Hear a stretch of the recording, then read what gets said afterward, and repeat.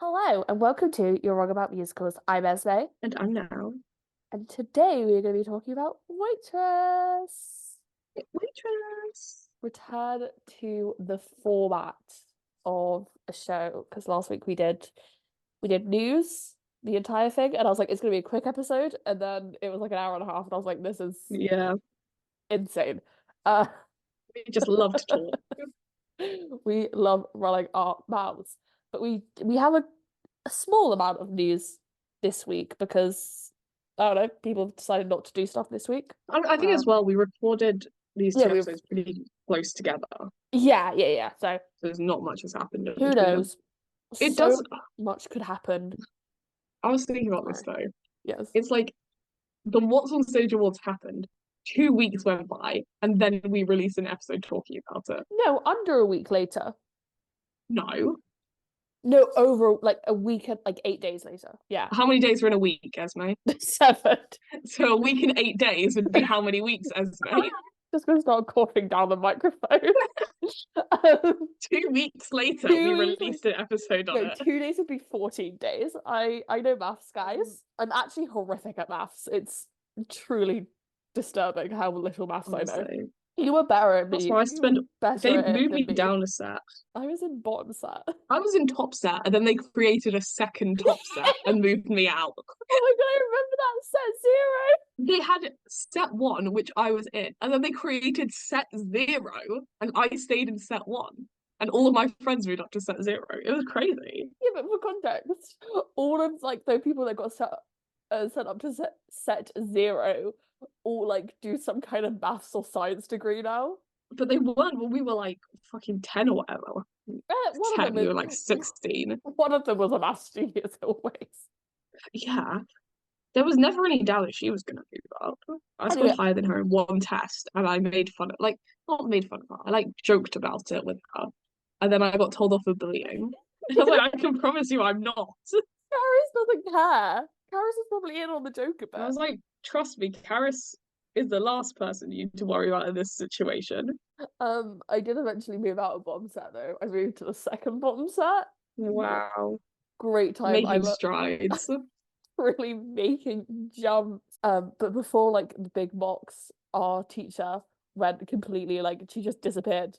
It was great. I just sat listening to music and Yeah. doing mock tests for 3 months, and then I sat the mock and I got a pass. Do you know what was crazy, right? The What? set one teacher left, Yeah.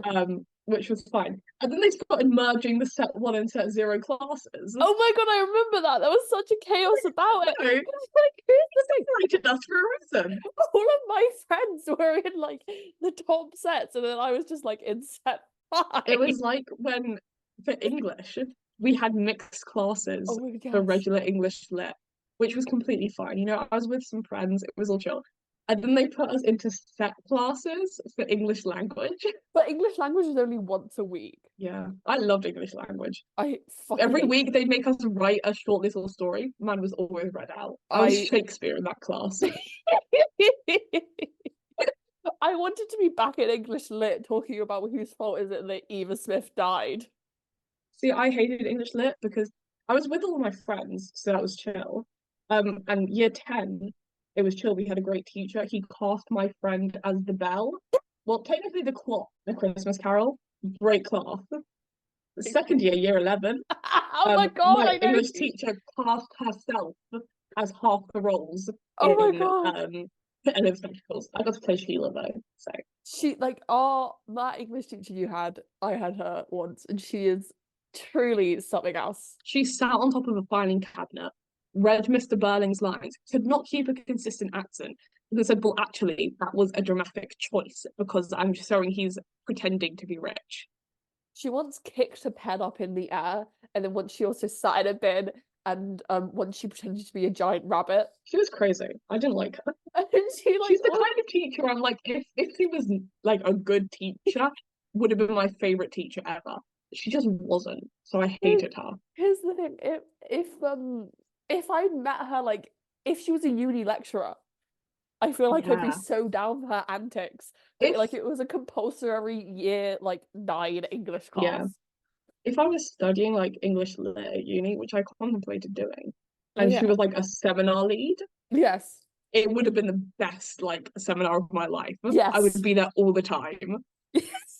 No. But because of my year 11 English teacher, who we had, by the way, a double period Oh my God, I remember with those. no Those were break in the hell. morning reg, Yeah. period 1 and 2, Yeah. 15-minute break. It used to Yeah. be 20 minutes and then they shortened it. And then they showed it to make us more 15-minute break. productive. We could still get to the local It shop was in time. crazy. It was just late a lot. I mean, we weren't We like left those. early and came We back late to our classes. weren't like we weren't like those that guy who got 13 English history class and went, sorry, miss, my fry up was taking too long. That was real. It was when we were in lockdown the second time. Yeah. Because school's completely closed, and then we were in lockdown in year 12 online, Yeah. and we had a guy join the class from the post office, It and he was was called on for a question. Like he didn't stay silent, which he could have gotten away with. He yeah. answered the call and said, "I'm really sorry, miss. I'm at the post office. I cannot answer this question He right had now." his camera on and none of us ever had our cameras on. He like showed the post office. It was great. It was like, do a tour of the post office, please. Quite sure. Yeah, Um, we had like a 10-minute break, 15 minutes. In sixth form, if we had a free period next or before, we would go to the shop. But for periods 3 and 4, on a I had Monday, English on a on a Monday Monday, morning. after you Monday had morning to, into afternoon. yeah, after I you had a had to sit 2 hour through lesson with them. PHSE, which was just like the worst. I know what you're They about had to a booklet about mental health. the booklets, they would be like a Not book. a, Like, here's the thing. It was the most low budget thing. So it'd just be a booklet for like everything. And so it would either be a booklet on like respect, study skills, or it would be like mental health, teen pregnancy, consent.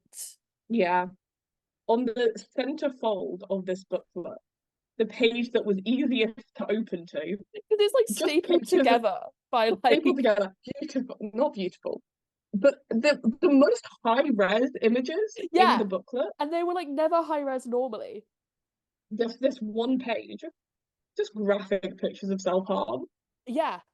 And then I was like, I'm not opening my booklet to that page. I'm not going to look at that for an hour while in his Russian accent, my teacher goes, guys, you should not self harm. Do not. This is bad for you. I was like, I'm not doing that. And then they tried to get a counselor in and be like, you're being disobedient. And I was like, no, you Wait, can't make me do this. wait, you met the counselor? No, so she was in anyways because it was a mental health week. They never I've met met our a counselor counselor. multiple times. Huh? None, none for good reasons. Once because I was told I was bullying someone. Not true, by the way. This I'm is not when bullying. Very neat in high school. yeah, we were fucking I nerds. was more, If you guys couldn't tell by our extensive knowledge of Broadway from the years yeah. between 2015 We to started high school in 2019, 2015. We started high school in yeah, 2015. The amount we know about the 2017 Tony Awards. the amount that we know No about teacher should have been pulling me out of a lesson to say that I was bullying someone. the amount that we know, yeah, the amount that we know about the 2017 Tony Awards, we were not. I thought the school counselor was like the boogeyman didn't exist. No, she was technically real. She didn't do much. And then my second favorite PSHE lesson Oh was God. in sixth form when we were doing Oh. intersectionality. And I had to read out loud to the class, and I was laughing during it, and I got in trouble for laughing. Hmm. The sentence that feminism expanded to intersectional feminism to include LGBTQ plus trans women. What?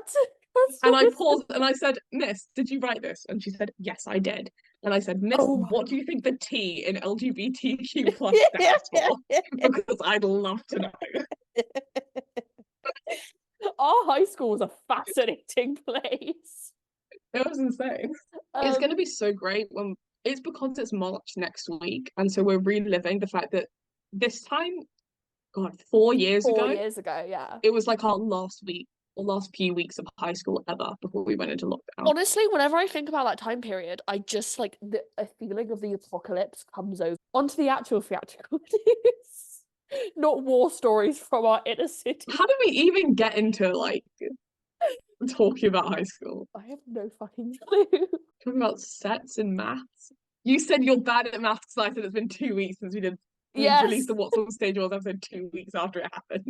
And he but said it was I'm really bad at maths, so I was bottom set. yeah. And now everyone knows how shit our high school was. And now everyone knows how horrific our high school It's is. like my dream to become famous, so my high school can try and be like, no man all of her like skills with school. And I say no. No, but there is someone who's slightly notable and like up school. I don't know, this is all Two I've heard. people. Two Huh? people, they only focus on Two one. people. They only care about one. And they tried to get her back, but she was like, absolutely fucking not. I hate that place. It's just there. Which is the right response when they come It's so completely fair. Um, I'd love to, if I get famous doing politics, I'd love to. And they're like, now, can we give a speech about how much you love this high school? I will go back and I'll say I actually hate it I here. I sometimes would recommend leaving. sometimes I'm like, if I ever do become famous for whatever reason, and they're like, come back and talk about like how dyslexia like didn't stop you in your journey, I'd just come back and say, it fucking sucks. This school is shit. Start airing out my grievances. I'd be like, I know all of these teachers are dead now because it will take me a while to get famous. I know they're all retired or dead. Other news, other news. Oh, this is what I'm pissed about and reminds me of my teen years. They're a pop Uh, opera.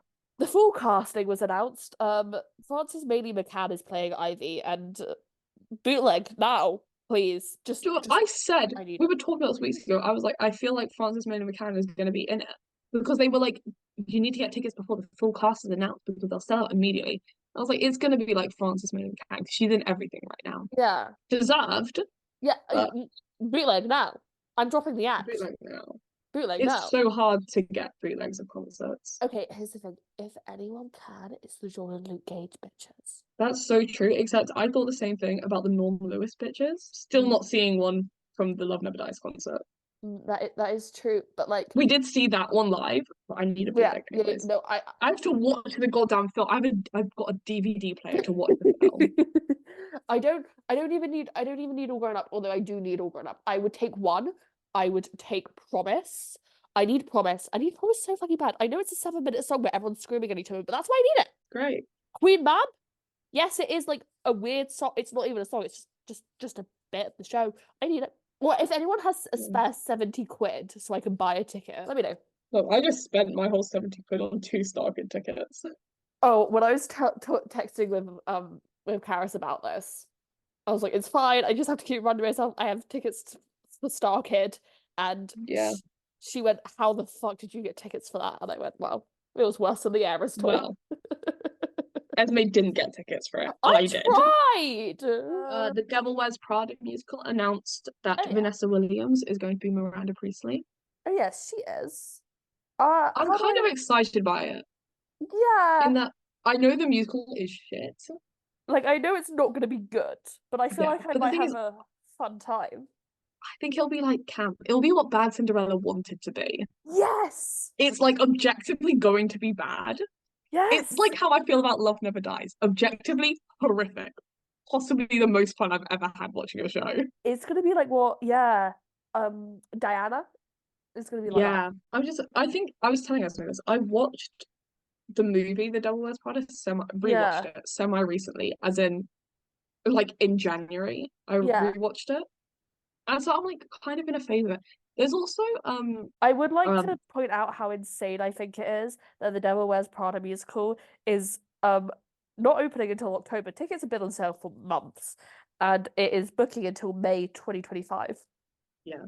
Les And like Mis isn't even I booking that far ahead. I think it is definitely the kind of show I'm not gonna ever buy tickets in advance. No. But I feel like me and Esme will be together one day and we'll be like, we should just go and see it. I feel like Like if it'll we be get cheap yeah. tickets, we should just go. Yeah, It'll be it will be fun. if it's like October time and we're like, fuck it. London, Devil Wears Prada. If it's like yeah, like reading week next year. Yeah, reading week next year, we'll go see Devil Wears Prada. This week, have you seen the image? Did you look that up? Let me see. Yeah, I'm looking at it right now. It's insane, isn't it? It's hilarious. Miss Honey front and center as she should be. Queen. So is one of the Mormons. Yeah. Tina Turner. I want to say that's Tina Turner. That's I Tina might just be Turner. making that up. Yeah. So basically, London Theatre The, Week, the little Les Mis group at the back. I fucking lost my shit at that. Was Phantom out of budget for this? It's great. So I'm really enjoying it. London Theatre Week is a sale that goes on twice a year, I believe. I want to say so, yeah. Where shows that are heavily discounted. It's during the off season to try and make some money, but take advantage of it if you can. It's West End tickets from like £15. Like yeah, they're not going to be front row seats, but everything Yeah. is significantly cheaper. So I would recommend going. So If you like have been holding off because the cost of travel plus tickets is too much. If you have the money for travel, the Yeah. tickets are really good price right now. Yeah, And you can so book a bit, like it's not like you have to book for this week. no, It's you can booking book for in like a few advance. weeks in advance. Some shows that like they do have like tickets tomorrow that are on sale, but stuff like a chorus line, Yeah, which isn't opening until the summer, is on sale for £18. Fangirls, Two Strangers yeah, Carrying Cake Through New York, which isn't opening for another couple of weeks. What else yeah. is on sale? Big Little Things, which closes soon. Wicked is on sale for it, and you can book like pretty far in advance for Wicked. Yeah. Oh, we need to look at booking this. For black What? boys who have considered suicide when the hue gets too We heavy. really need to go see it. It was on like what last summer, and we Last both really wanted to go and didn't. No, it wasn't last summer. It was that weird period where we both were really busy with exams and so couldn't come back to London. Oh yeah, we both really Guys, wanted to go and we Guys and could Dolls never is go. on sale. Les So Mis is doing a sale. really fuck Most off. like I'm pretty sure Phantom does a sale. I don't think it's as much of a No, Les Mis um isn't as much of a sale, but yeah. next to Oh, maybe normal. guys, big news. Jason Robert Brown is part of it. His Oh, concert, if you wanted to go. we could go say hi to our new bestie, Jason. I do kind of want to see Instructions for a Teenage Armageddon. I've heard Oh, pretty good yes. reviews actually. When I was 17, she's a 17-year-old girl. The one god she believes in was Taylor Swift. I need to go see this. Yeah. The other one Um, I actually really want to see, what? and I will book in advance for this if we could. Okay, Kathy what and is it? Stella Solve a Murder. Oh, that's Yeah. perfect. That's during summer. Fangirls, guys, go see Fangirls. This is so bad. I had a dream like a week ago. I was they put on a production of Anastasia and I was cast in it as Anastasia. Didn't you once have that dream about Bonnie and Clyde, but it was you opposite Jeremy Jordan and he got annoyed because Yeah, you were and taller he than him? quit because I was too tall. I had a dream about the Sweaty Oracle. Don't ask me what happened. The Sweaty Oracle was God, just we'll there get into that. screaming about theatre. But I think he was still on my phone screaming about theatre. I think it was that night Oh, also go get tickets to Jamie. Jamie's really good. There's I only one show you shouldn't go and buy tickets for. It's in the West End right but now. they never And go on it is sale. I was talking So, about Cursed Child, which is doing theatre week. oh, Do not oh, go. fuck J.K. them. Rowling just directly donated £70,000 Yeah, I saw that. to I'm trying to remember exactly what it was. I can't remember. But It it was was like a directly transphobic. anti-trans thing, which is not Yeah. cool. And people have always been like, well, you have no proof that that's where our money goes when we support Harry Potter. No, we do. We Do not do. go and see Cursed Child. See, It's not good. It's just not that good. I've never I've supported Harry seen it. Potter. I have because I was a like bookworm in the like 2000s. Yeah, don't go I see Cursed Child. Go see anything else. They're all Go very see cheap right now. Shrek. Honestly, go see Go see Shrek. Shrek. Book tickets for Shrek this summer. Go and see Shrek. It's £15, guys. For £15, or Shrek go and see Fangirls, or musical. go and see Kathy and Stella Solve a Murder. You know, there are a ton of great shows on sale right now. Go and see them. Aren't supporting a transphobe. Darren Chris and Kat Cohen are going to be in Gwyneth Goes Skiing. Oh yes. Kind of crazy. Yeah, Like, like there are two like headlines that I saw this week and I was like, I actually have no idea what the fuck is going on anymore. yeah, I'm holding off on one of them, but I'm literally, guys, I'm going to be so real. None of us, as if there's a team here. Neither of us have kept up that much with the news this week. We've been busy. I'm literally looking at the what's on stage news articles. There's Um going to be a Jaffa Cake musical at the Fringe, at Edinburgh Fringe.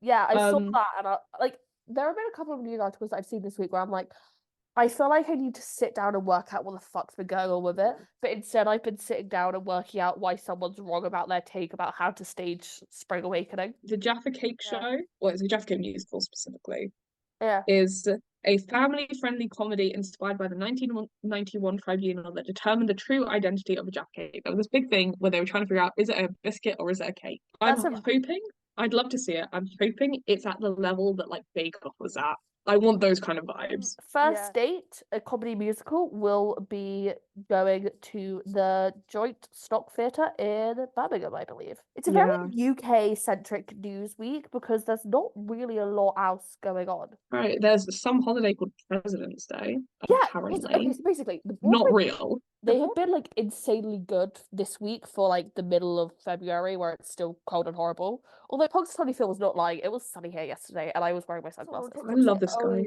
I was thinking Dylan. Dylan, I love him. Yeah, he Um, was saying it was a holiday weekend, and I was like, what fucking holiday was it? and Juliet shouldn't be going up, but that's my personal opinion. Oh, there was this New York Times article, which is basically like Broadway's got a load of shows opening, and the ticket price is going down because young people are going to see theatre. Yeah. I was like, that's not the take you think it is, my love. Back to the Future did Yeah, but Back to oh the not Future, doing well. no, Back to the Yeah. Future's not doing well. Major recovery. Yeah, Yeah, basically everything went up. everything went up, but I bet you it's all gonna go down tomorrow. No, not tomorrow, Yeah. next week. Not because like shows are doing badly, but because that's just I love Little guys. Shout out Lil Simsy. how little something. My Um, favorite tweet, like semi recently, is about her. my It was when she did the oh my God, I fundraiser for the saw that. Yeah, Palestine Children's Relief Fund, yeah. and someone put out a tweet that was just like, "Might I suggest you don't fuck with my sister?" Yeah, and it was just like a photo of It's little my Susie. favorite tweet. One of my favorite tweets at the moment is just found out Taylor Swift is a capitalist. Day ruined. Oh, I That's got why. drunk. I got a bit drunk and started tweeting about Smash. Gatsby started Broadway rehearsals and announced their ensemble cast. So excited for it to open for so many reasons. Yeah. Anyway, can't wait to It- see what TikToks they make Jeremy do against his will. Oh, On to Waitress. Waitress is a musical by Sara Bareilles, a book by Jesse Nelson and directed by Diane Paulus. It is based on an indie movie of the same name, which was released on the 2nd of May 2007 by Adrienne Shelley, who was also in the movie as Dawn. I've seen the movie. It is very cute. I've seen like stills of it. I've never actually watched the whole thing. It's the vibe of Waitress, the musical, in Yeah, some senses. looking at It's it, cute. like it's one of the first. I remember watching it and being like, "Oh, this is a no-brainer for a musical." Like I get why they adapted this. It would have a limited release premiering at Sundance, and it would make $19 million at the box office and received a 89% on Rotten Tomatoes. The legacy of the film would be largely influenced by the fact that Shelley would be murdered on the 1st of November 2006, 2 months before the movie was released. There'd be a documentary about her life that would come out in 2020 called Wow. Adrian, where her husband would tell the story of her career and her murder, with the documentary showing how she spoke out against being sexualized in the film industry well before the Me Too movement, voiced her dissatisfaction with the roles offered to women and a strong desire to move behind the camera and focus on female-driven stories. Shelley eventually made that shift with Waitress, but she didn't get to garner the critical attention. Waitress was like an original story, wasn't it? Yeah. She like I think Shelley worked as a waitress for a bit and so like used those Yeah, experiences to draw on and write the scripts. But yeah, it's yeah. a It is a very strong story. Like this, yes. we'll get into it. The songs are really good. The story is stronger. The story and like especially the things about the feminism aspect of it and how it was written to have strong like not even strong female characters, but interesting female characters was very interesting to me Yeah, because it's one of those stories. Again, we will get into this we'll more. go into it more. It's sorry, I'm still thinking about the school thing. This is definitely from when I did English Lit A level. We did The Handmaid's Tale. Oh This is a yes. bit of a jump here. But one of the big things that you're told to focus on when analyzing The Handmaid's Tale Yeah. is that none of the female characters are good people. Yes. Like the main character, her the love of her life that Mm. you're told to like that she loves so much, and that was the nicest man ever to her, cheated on his wife to be with her, Yeah. and she was aware. I was very happy about it. Yeah. And Yeah. she's also kind of a dick to like other women. Yeah. But it's very much like one of the big criticisms at the time that it was released was that it was showing women as like in not a good light. But Margaret Atwood Yeah. was like, no, because these are real women. Like not everyone is this perfectly like perfect woman Yes. who's like nice to everyone. I think Waitress does that really well as well. I fucking love the unlikable women thing, and Waitress does Yeah. that. I wouldn't even Because say it's that very they it's this whole thing of these people are not necessarily good people or nice people. But they still don't deserve all the bad stuff that's happening to they're them real because they're still people. people. That's Yeah, that's what I enjoy so much about the story of Waitress is that they're very real. They are, for better yeah. or worse, real people, and it seemed like Shelley made them real. It's like And all of what's that song called? I didn't plan it. Yes. Yeah. Just how that's been running Yeah, through I my didn't head as plan it. we're having this conversation. I'm like, I didn't plan it. It's just one of those songs, even if you don't know the actual like direct dialogue leading up to that song, you can tell so much that this woman who is cheating on her husband has been like how dare you sleep with another man? Yes, You're like, okay. go ahead, like, go ahead, throw your rocks at me from your From that little little glass glass house, house. and then take off running. Yeah, Oh, I got talking about it. Anyway, it's so um, good. Barry and Fran Weissler would pick up the theatrical rights to the movie shortly after its release in 2009, spying the potential in the imperfection and desires of Miss Shelley's characters. They also found the project a mix of a feminist fable and a romantic fairy tale that would resonate with women who drive Broadway ticket sales. The Weislers, Amen. very interesting couple. I have also read that a friend of Adrian Shelley, Michael Rolfe, yes, right, retained Royce? Rolfe, yes, retained the rights, stage rights to Waitress, with him being a producer with it on Broadway, so he's still involved. So I think it's collaboration between the two of them, but the Weisses are very much heading it up. Yeah. With him saying on the project, the hardest thing about this journey for me is knowing that she is not sitting next to me, but just hope she somehow knows. But like, I'm happy Yeah. that like a friend of hers had a big influence on it. So between 2007 and 2013, they would have Fran and Barry Weissler would hire two completely different creative teams that just didn't pan out. I think to be fair, it is a hard, well, I was going to say it's a hard show to get right. I think the way that it is now, Yes. like the final version, Yes. you can tell so much work went into it Yeah. in the nicest way possible. I'm glad it I'm didn't kind work of out. glad the first two teams didn't work out because I wouldn't want Waitress Any in a other way. different way. To me, the way that Yeah. it's done at the moment seems so obvious, but I think that's probably Yeah. the beauty of the adaptation. The creative team of the Broadway run would be assembled when the Weislers were doing the 2013 revival of Pippin, with Diane Paulus being approached to direct the show. So Paulus was doing the direction of Pippin, and she said it wasn't a big, bold Broadway musical. It was something more delicate and maybe something that required a new kind of musical theatre voice. So she put together a wish list of songwriters who had never written for musical theatre. At top of the list was Sara Bareilles. Paul is saying, I think Sara Bareilles knows musical theatre better than me. This would not be the first time that Sara Bareilles would try musical theatre, with her auditioning to be Cinderella in Into the Woods at Shakespeare in the Park, which would then go to Jessie Mueller instead. Oh, I wonder if those names are going to come up again. surely not. Probably not. So obviously, Sara Bareilles would get the job, with Jack Antonoff saying about it. Sorry. This New York Times profile I was reading, there's a quote from Jack Antonoff. And so I was like, I've got to fucking include it. She's one of those friends that's always doing something big and grandy and incredible while quietly acting like a big goof about it, while conquering the world subtly. Thank you, Jack. Love Thanks, your Jack. work. So, backstage at the 2013 Tony Awards, hot off winning for Pippin, Bad and Fran Weissler would announce the next project would be Waitress, with Diane Paulus confirmed to be directing. Joining her would be Sara Bareilles and Paula Vogel, the Pulitzer Prize winning playwright who would be writing the script. In December of 2014, they would announce they'd be playing ART at Harvard University, with the book writer having changed Paula Vogel to Jessie Nelson, who had written and directed films including I Am Sam and is also Molly Gordon's mother. Shocking. So that's the reason why they sing when he sees me in theatre camp. Because they got the rights. Because they got the rights for cheap. Cheers, Jessie Nelson. They would set the opening date for the 1st of August 2015.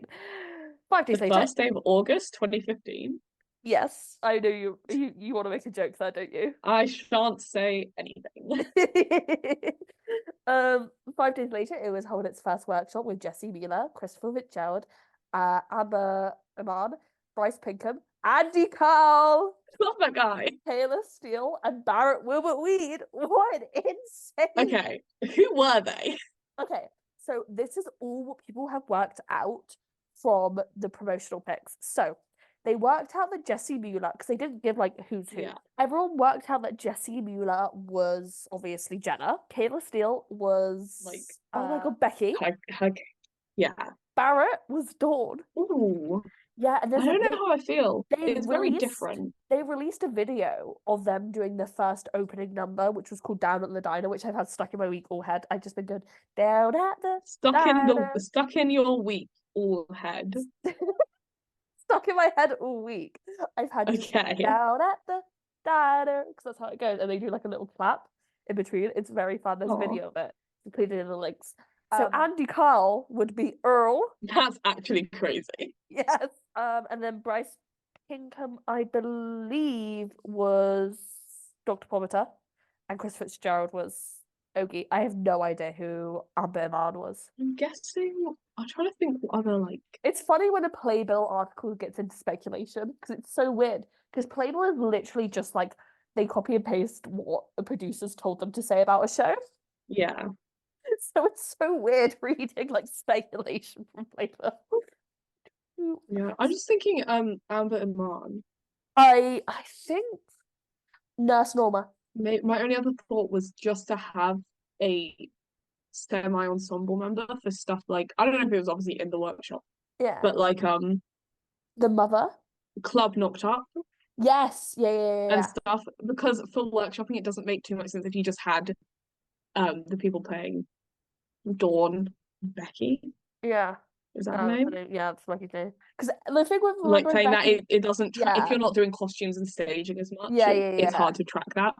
Yeah, To I have think an ensemble member for stuff like that. yeah, But I actually have no idea. Maybe she just had a role that was cut. yeah, that's the Like thing. maybe Dr. Pomater's wife. Dr. Who's wife is in the musical, but she's in it for like 2 seconds. Yeah. Yeah. It's a very funny scene. Great scene. Great scene. Fucking love the script of Waitress. I was reading it the other day. Yeah, a lot of talk about Jessie Mueller because she had just left Beautiful the Carole King musical, which she won the Yeah. Tony for. It would star most of the Broadway cast when it transfers to the ART with Jessie Mueller returning from the workshop. There'd be choreography done by Chase Brock, who was best known for Spider-Man: Turn Off the Dark. So it would have a sold-out run at ART, and it would announce its Broadway run and at the Brooke Atkinson Theatre with a press release from Variety saying, any musical coming into Broadway's 2015 to 2016 season faces an unenviable challenge of competing with Hamilton, the newly opened powerhouse that's raised awards expectations since it opened off Broadway.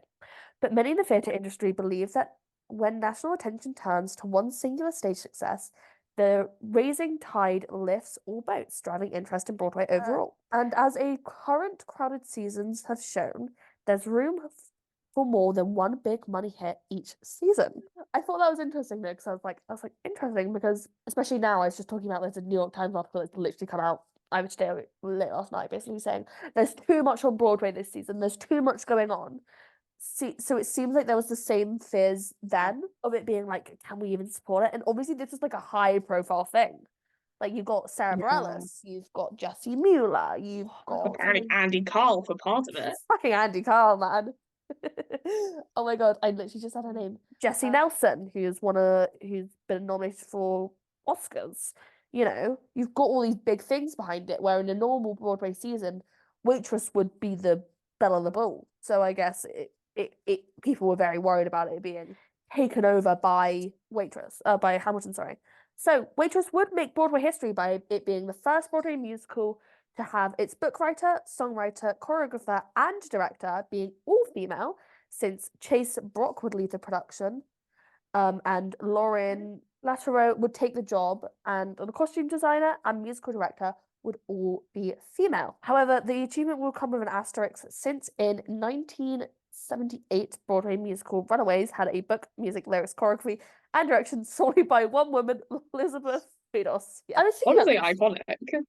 I was thinking about this. I was like, it's kind of insane to think about the fact that there wasn't an entirely female creative team until that point. And then I was like, oh wait, no, that actually kind of unfortunately makes sense. Yeah. But I'm glad Waitress was the show to do it. Yes, and I know for a fact that one other musical has had an entirely like top billing creative team of females since. Which one? Hadestown. That's true. And Juliet hasn't, despite being a feminist musical. Sorry. I was thinking about it, and I was like, I like Waitress being the first more than Hadestown for a couple of reasons. Waitress is a lot more of like a female story. Yeah. Not to say that there isn't a feminist aspect to Hadestown. Again, we'll report back. It's no longer some point soon. We will report back. Is like coming. But also because it's only 2 women for Hadestown, it's only Anais Mitchell and Rachel Chavkin. Yeah.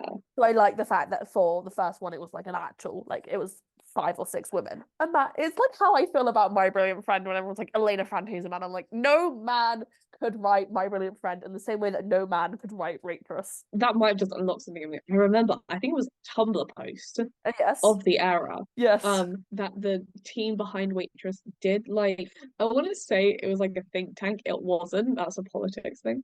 But basically like a research thing where they Yeah. just got a ton of women in a room, obviously including themselves, Yeah. and basically tried to create the ideal man. And that's what kind of all of most of, I should say, the men in Waitress are based around. Yeah. That makes a lot of sense that it was all women. I think I was aware it was all women. I just didn't Yeah. like know. See, when I was like when I sit down to do these sometimes I just like spend like 5 minutes thinking about it and then like write down bullet points as they come to my mind and then like work back Yeah, from there. And that was one of the things that once I sat down and started thinking about it, I was like, oh, this makes sense. I get this. It would be one of the last shows to open of the season and it would cost $12 million to produce. I was like, this makes sense. That makes yeah. the Waitress costing 12 million is a normal number for me. It's high, obviously, but Yeah. not obscenely. Unlike some Broadway musicals of this current era. Also, one thing I was going to say is when I was putting this together, I was like, this is one of the first episodes that we've done in a while where it's like, oh my God, I vividly remember all of this going down. Yeah, Like, I'm starting to get war flashbacks again. yeah, I haven't got war flashbacks in putting together an episode in a while, actually. yeah, Um, Nice feeling to have. So on the 25th of September, so before it opened on Broadway, Sara Bareilles would release her fourth studio album called What's Inside Songs from Waitress, which she used to be in Mine being the lead single. This was released during the ART run. So I was like, She Used to Be Mine's been around for a long time. yeah, And I've listened to bits of the concept album for Waitress. yeah, Because there's two. So there's like 3 different Waitress recordings. There's What's Inside, there's the original Broadway recording, and then no, there's What's Inside songs from Waitress, and then there's the recorded Broadway cast recording, and then there's another one, which is more cut songs that didn't even make it onto that. So it's kind of insane. It would officially open on Broadway on the 24th of April 2016 after 33 reviews. What a time to be fucking alive. Reviews. The New York Times would say, in Jessie Mealer, who plays Jenna, that hardworking waitress, agreeable, if not exceptional musical, has the vital ingredient that any show could benefit from. Miss Mueller possesses a rich, soulful, and emotionally translucent voice, and the ability to bring heaping cupfuls of subtext to her acting. Miss Mueller's talent often outslips the material she's been given here. So, incidentally, do the gifts of her supporting cast, who provide brightly coloured, vibrant sung performances. Much of the score by pop singer-songwriter Sara Bareilles is appealing and drawing on sounds of country music reflecting the southern setting, but also containing a more traditional Broadway pop ballady. But the book by Jessie Nelson tends to flatten most of the characters into comic cartoons. Only Jenna is fully drawn. Miss Bareilles shows an unexpected flair for comedic songs, that joyous hoax and Annie for Mr. Fitzgerald, and a nervous solo about dating jitters for Miss Glenn, and a rocketing duet for Jenna and the Doctor, willingly establishes that both know that being together is a pretty good bad idea. Miss Mueller also has a lonely, reflective ballad in the first act that establishes, or rather underscores, the solace that Jenna finds in making pies, which allows her to escape the awkward chemistry of her life. But when Miss Mueller tears to the musical's climactic number, She Used to Be Mine, that her talents are most fully movingly harnessed. Miss Mueller's vibrant performance of this gentle, gut-wrenching song, featuring a melody that soars, recedes in waves to the high point of the Broadway season, suddenly a pleasant and polished, weightless musical comedy rises to transporting heights and sweeps your heart up along. I think the New York Times might have actually got it right for once. yeah, So I was like, this is either going to be, when I was reading the reviews, I was like, everyone's actually acting really sane for once. And I was like, I know all of you bitches were not sane in 2016. Everyone was busy thinking Lin-Manuel Miranda was a god. So why are we all making sense? I was like, did our brains all break at some point, like the second after the season ended technically. Because having read a lot of reviews from 2016, they're all insane. Okay, I think I'm just gonna read a bit of this. Sorry. So this is from the Hollywood Reporter. Sugar is the first word of the show, and the adaptation of the 2007 indie film about the Deep South diner server who dreams of baking herself a better life isn't stint on sweetness, but it's all in the good, deep dish, feel-good feminist comfort food. Echoing a weakness in the original screen source, director Diane Paulus and choreographer Lauren Lato could be criticized for overplaying the whimsy. There's so much going on in the scene transitions with ensemble members gliding around and delivering pies, aprons, baking, and ingredients. It all becomes a tad cutesy and distracting. But the material is anchored by every step by Bareilles' melodious pop song and pop score and Mueller's supremely natural performance as Jenna. While stock characters that she's surrounded by are very familiar, there's a winsome bunch played by sterling performers. As her fellow waitresses, feisty, sassy mouth Becky and mousy, borderline OCD Dawn. Mueller's version of the big second act showstopper, She Used to Be Mine, is very different from Bareilles' gorgeous recording of the impeccably crafted ballad, which calls for nothing more than a piano and a spotlight. In the show, it's a distinguished aria that comes at Jenna's lowest point, pregnant and trapped, living hand to mouth in an ugly house with a man who can't love. Mueller contextualizes the song as a shattering for every desperately lonely woman. It gives the show almost vulnerability, moving climax, pointing to her strengths as an actor as much as her extraordinary vocal gifts. Even when the musical veers towards preciousness, Mueller grounds it in an unimpeachable emotional authenticity. I kind of have beef with the review. I don't like how they're like it's too like whimsical, you know. It doesn't stint on sugar. And it's a waitress.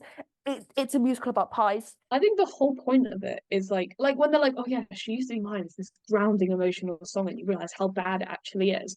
No, you always know how bad it actually is. It's just you have to find happiness somewhere.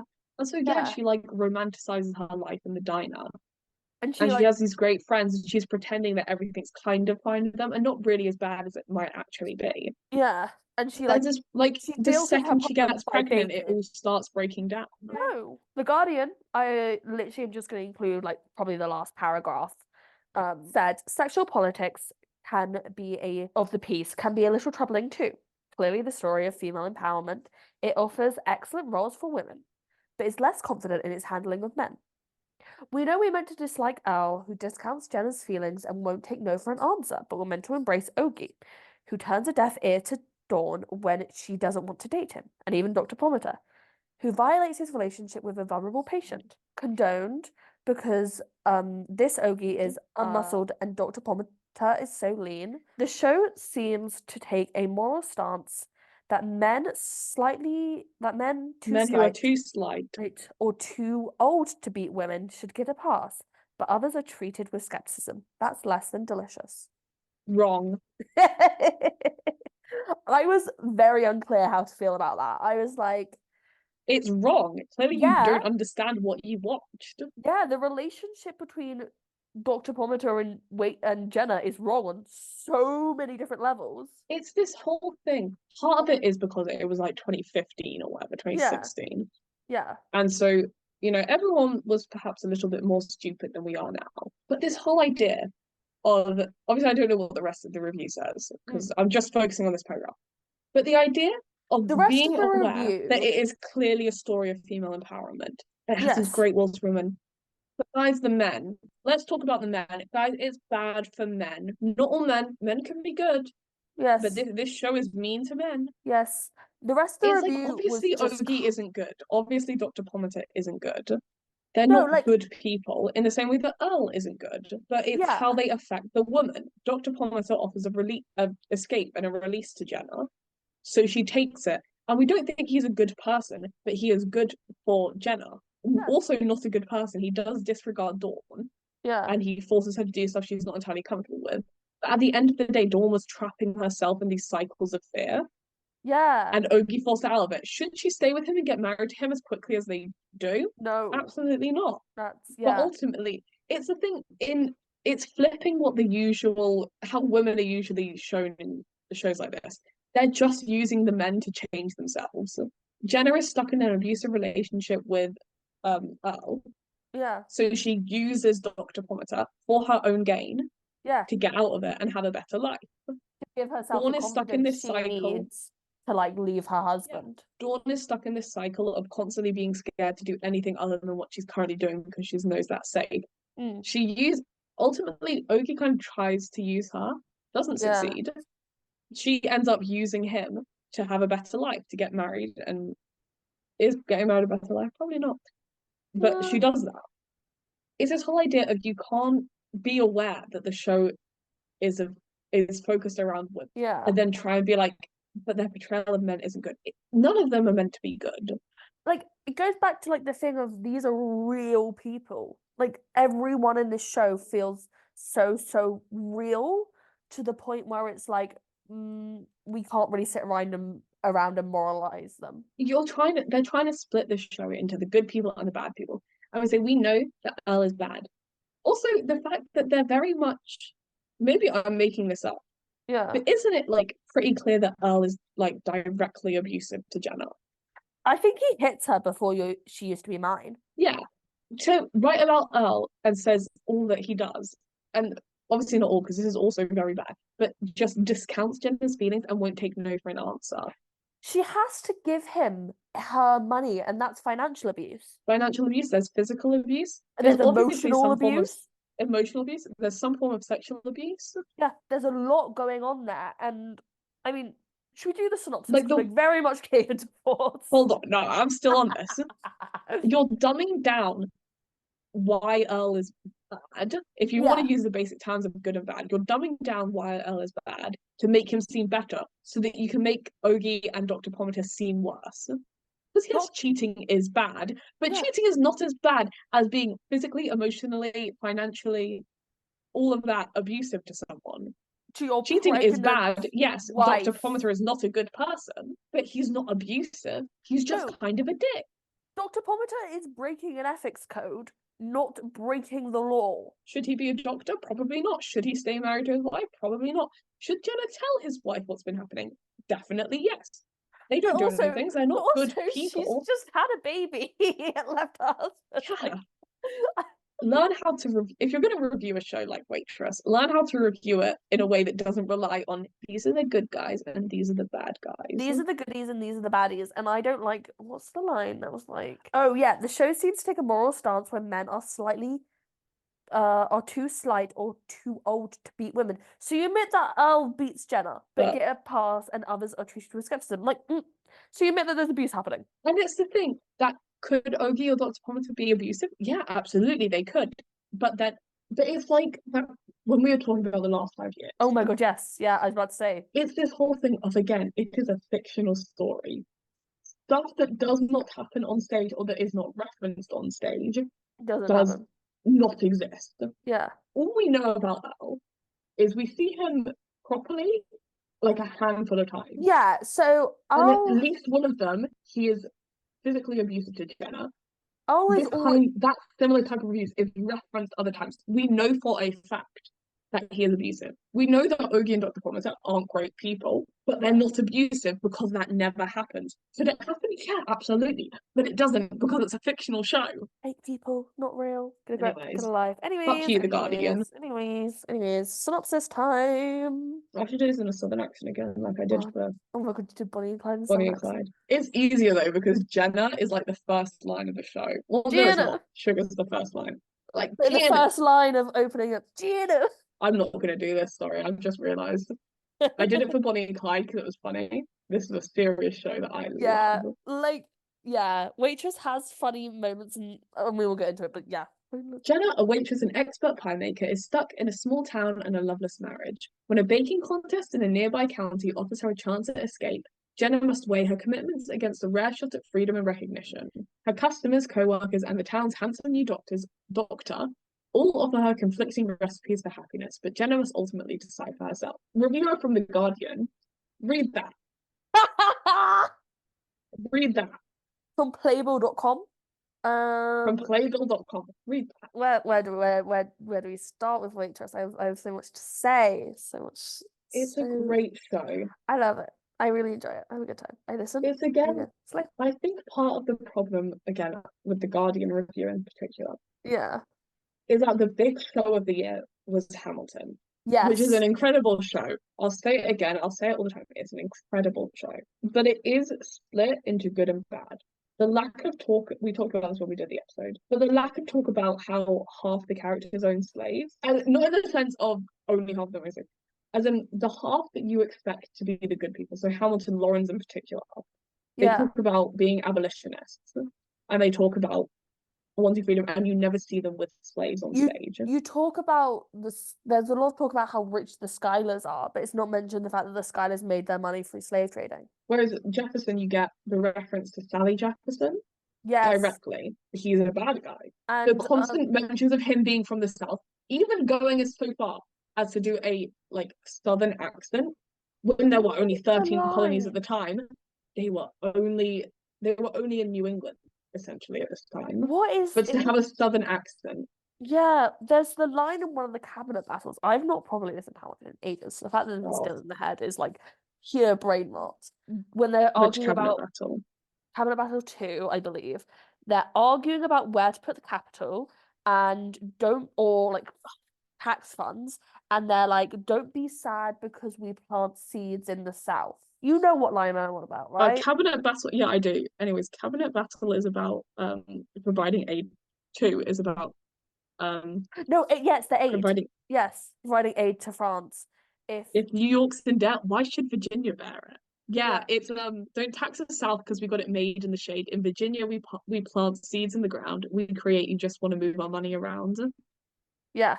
He goes on a bit. Yeah, welcome to the present. We're running a real nation. Would you like to join us or stay mellow, doing whatever the hell it is you do in Monticello? Again, Ah, very the union smart. gets a boost. You'd rather give it a sedative? A civics lesson from a slaver. Hey, neighbor, your debts are paid because you don't pay for labor. That's as deep as, and then there's the We line plant seeds in the in the south. We south. create. Yeah, keep ranting. We know who's really doing the planting. Yeah, It's such a great song.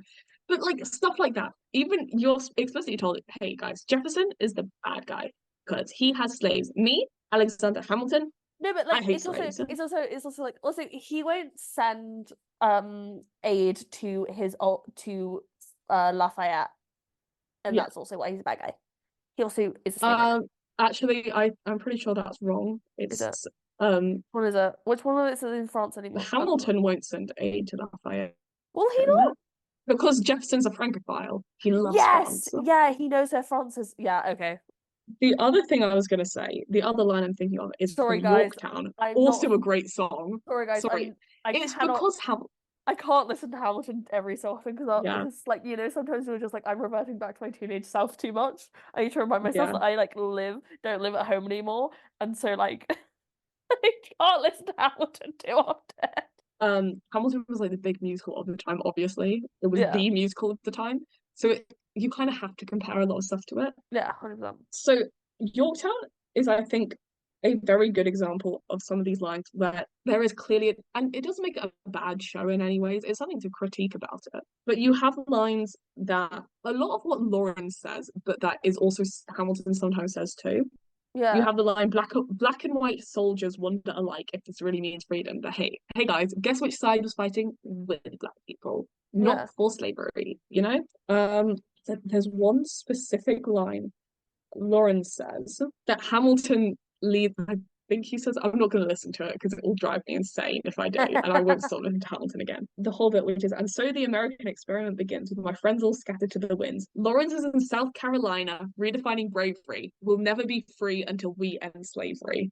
Yes, I know exactly what Again, line you're a on about. great line. But you are told very clearly this is the side that Hamilton is on.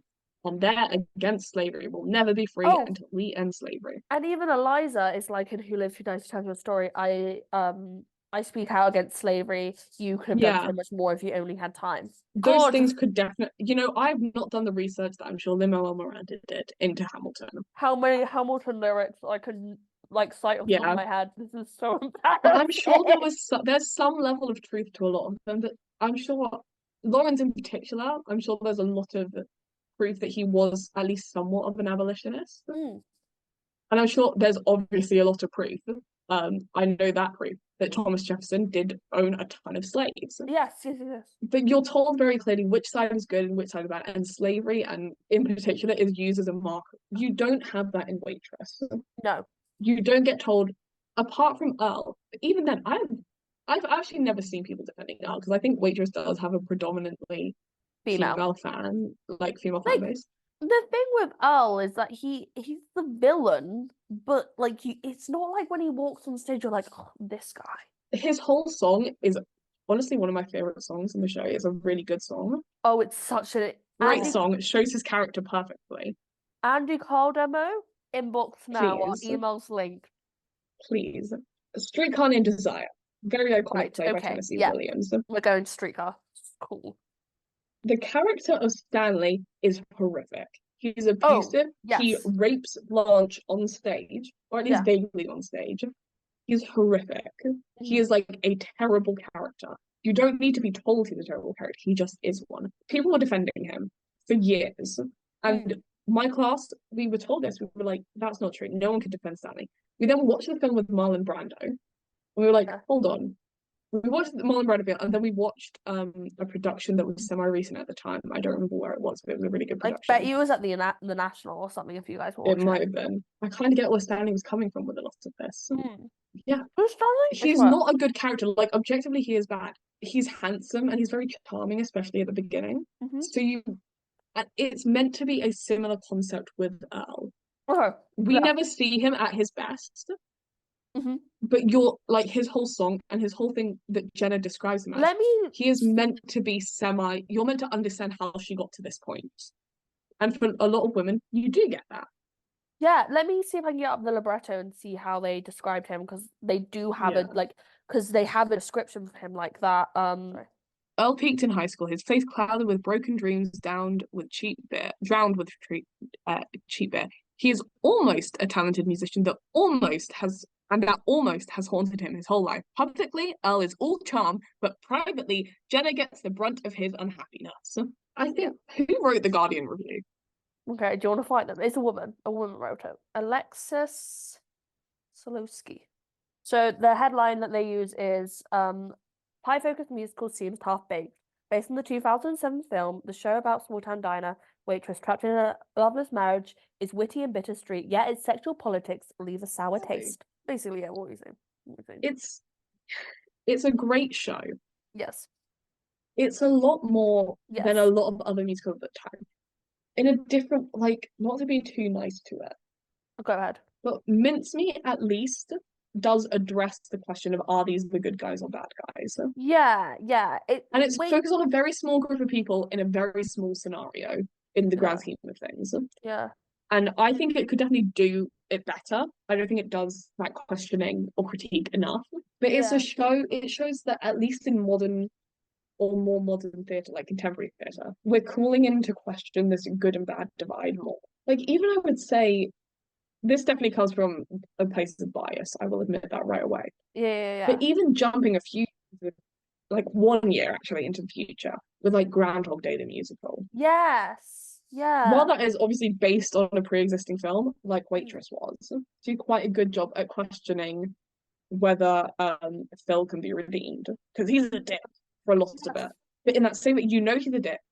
By the time you get to Hope and you watch Hope, your understanding should be he is a horrid person, but he does not deserve this. Yeah.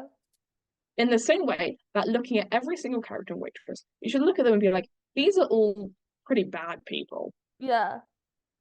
But they do not deserve what they're going through. No, and I mean, I think like that little having I Didn't Plan It be the Act 1 opener of and I think one of the lyrics is look around you, ain't no saints here, baby, we're all just looking for a little less crazy. Yeah. Like that is such a big mission statement of the first half of the show, of the last half of the show. And I think even in that little like stage direction we read when I was introduced. Yeah. You can clearly tell that in some ways they have built in that you can feel sympathy for him. Yeah. This whole idea, the only reason he's acting like this is because he's really sad his music career didn't work out.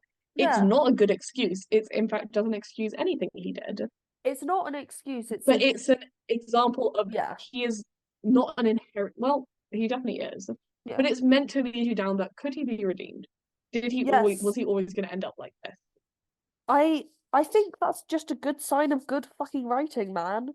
Like the Yeah, fact from both Sara Bareilles and Jessie Nelson and Adrian Shelley, the fact that they were able to write these very complex and difficult and not easily to understand characters. yeah. I think also keeping in mind that what we're talking about is we are talking in 2024 Yeah. about a musical that came out in 2015, 2016, Oh, that was almost 10 years based on a ago. move based on a movie that came out in 2007, Yes. based on the life of a woman who died in 2005 or Yeah, I 6. mean, it's not autobiographical, but like she pulled from bits. She wrote from her own experience. She lived, God, what, how old was she when she was murdered? Young. She was young. She had like a young daughter as well. It's very sad. The death of Adrian Shelley is. But you're keeping in mind that most of her experience is going to be from at latest the 90s. Yeah. 100%. Like, we can very clearly say that there's not enough focus on the men, or that it's too one-dimensional, the man. Yeah, Developed characters and so are the women. That's a completely fair criticism. It's yeah. true. But you're It made. keeping in mind that it's coming from a story, a time when every single story was mainly just about men. Yeah, I mean, Hamilton is basically just about men. Yeah, you're looking like Dear Evan Hansen. A man. There's like two women in that show, Yeah, and I and just one of think, them is literally used by Evan to be a love interest. and the other one is his mommy who has to forgive him because that's his mum. Yeah, I like Alana, and you get nothing Oh from Alana. fuck! I She could be such a good character. You get nothing from her. The wasted Like, you're potential looking, of Alana will haunt my dreams. and I'll say this: I think Be More Chill does the female characters really well. Interesting. I know that's pretty controversial. And the book does them horrifically. It's Yeah, like a horrific portrayal. yeah. Especially some of the. It also is a pretty horrific portrayal of teenage boys. Mm. Michael in the book is a horrid person, but I think overall the like Being More Chill does the female characters pretty well. It's just that they are not the focus of the show at all. No, I'm excited to go into Hades Town with a feminist lens. Yeah, That sounds really weird to say, but you know what I mean when I say it, especially since it's the only other musical that's completely written and directed by women. yeah. Um, For like a few weeks, a little while ago, yeah, we kept flip-flopping. It was when we were doing Anastasia. So I said a few weeks ago, like December. like two Um, months ago.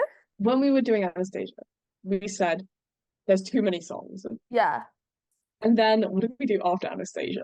it went Anastasia, Christmas Carol. Yeah. But basically around that time period and for a little while after, flip-flopping between there are too many songs and there aren't enough songs. And we Yes, were joking that there is like a perfect ratio somewhere. We're just too picky. I think Waitress is is almost that that perfect? perfect ratio. Yes, yeah. Almost. I think, there's things I would change. I I'm not l- writing Waitress. I love Jenna's arc just told through like all of her songs because they are Yeah. so good.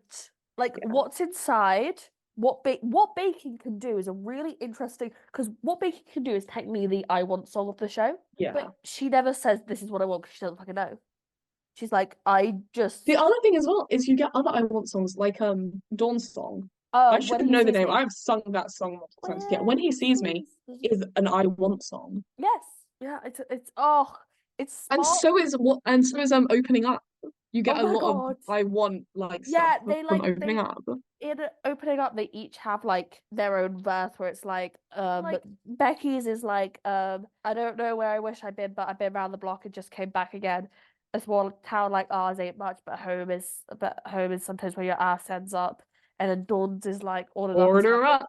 ordered up is how the day will find me. The thing with Waitress is it's so you can't not do it in a southern accent. It's such a good it's like there are some shows where I think you can get away without the Britain accent. Yeah. Waitress is built around that accent. Even when it came to the UK, they still had to do the southern accents when Yeah.